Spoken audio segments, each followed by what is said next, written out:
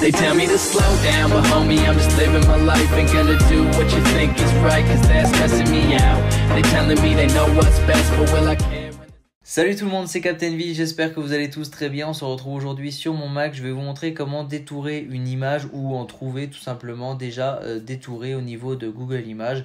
Donc il y aura deux méthodes dans cette vidéo. Là je vais aller sur Google Images, chercher admettons le logo de Final Cut Pro. Et pour trouver l'image détourée, il faut taper PNG. C'est le format d'image où il y a la transparence au niveau du blanc.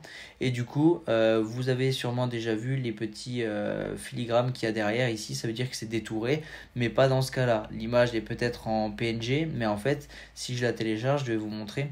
Celle-ci n'est pas en PNG, puisqu'en fait, sur la page directement de Google Images, on voit déjà les filigrammes. Alors que normalement, quand on clique dessus, c'est là qu'ils apparaissent. Vous voyez, là c'est blanc, je clique dessus, ça apparaît.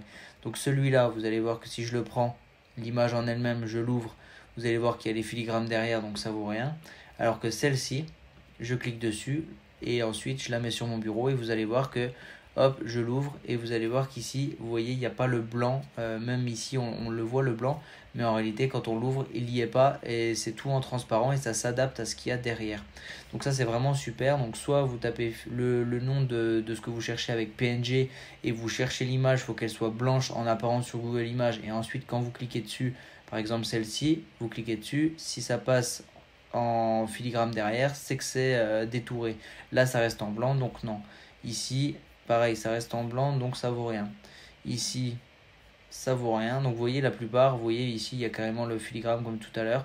Donc ça, c'est pareil, hein, c'est comme celle-ci. Quand on va l'ouvrir, il y aura sur le côté pareil.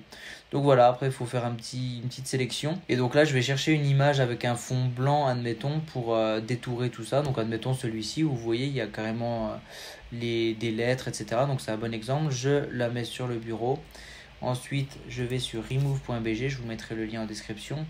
Et là, je prends mon image, je la glisse ici. Et vous allez voir qu'en 10 secondes top chrono, on a notre image qui est détourée. Vous voyez, c'est vraiment propre.